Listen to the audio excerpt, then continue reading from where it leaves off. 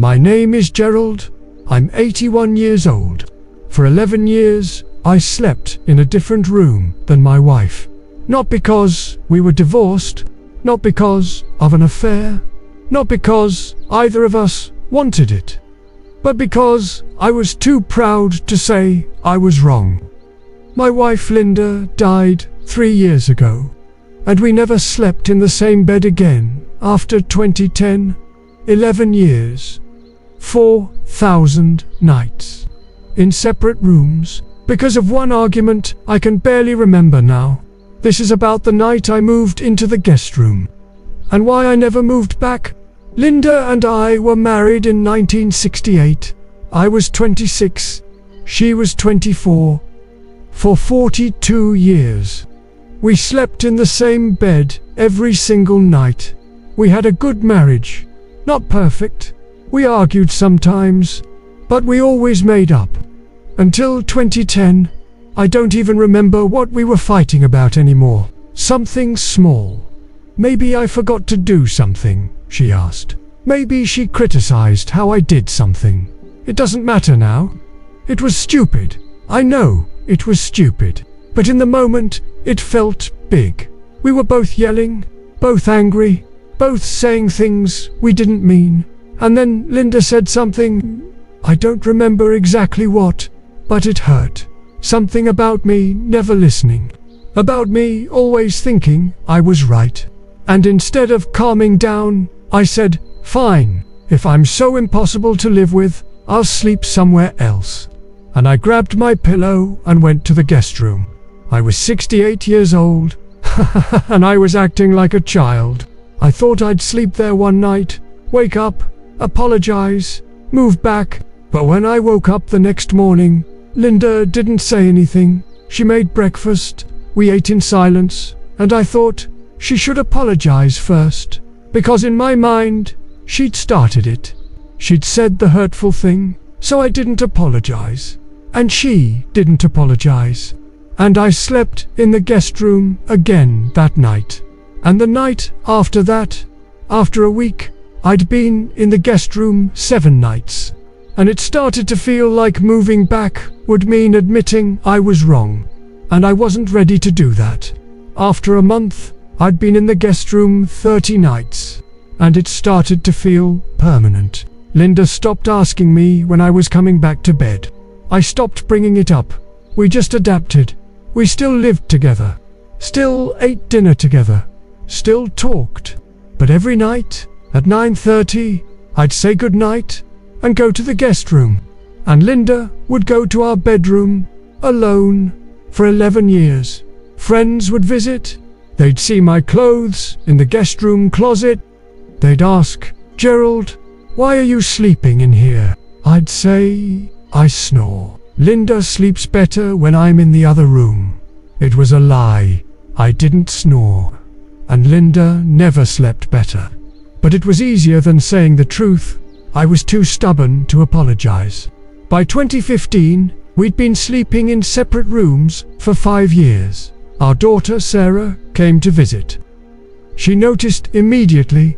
She said, Dad, why aren't you sleeping with Mum? I said the same lie, I snore. Sarah looked at Linda. Linda looked away. Sarah said, this isn't normal. You've been married 47 years. Why are you in different rooms? I didn't answer. Linda said, your father made his choice. And that was all she said. By 2018, we'd been in separate rooms for 8 years. Linda got sick. Not seriously, just a bad flu. She was in bed for a week. I brought her soup, checked on her, made sure she was okay, but I still slept in the guest room, even when she was sick and alone, because at that point, it had been so long that going back felt impossible. How do you go back after 8 years? How do you say, I'm sorry for 8 years of stubbornness? I didn't know how, so I didn't try. In 2020, Linda's health started declining. Heart problems, nothing immediate. But the doctor said she needed to take it easy.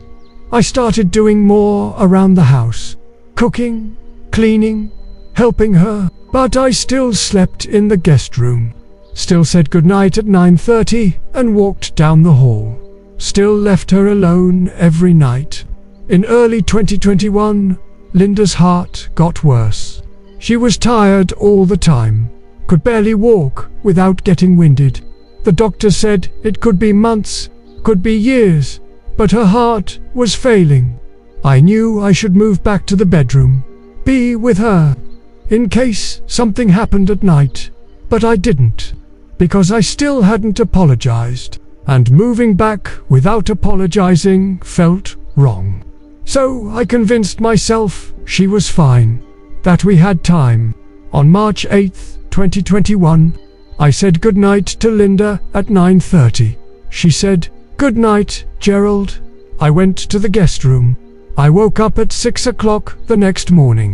I went to the kitchen to make coffee. Linda wasn't there. I thought she was sleeping in. She'd been doing that more.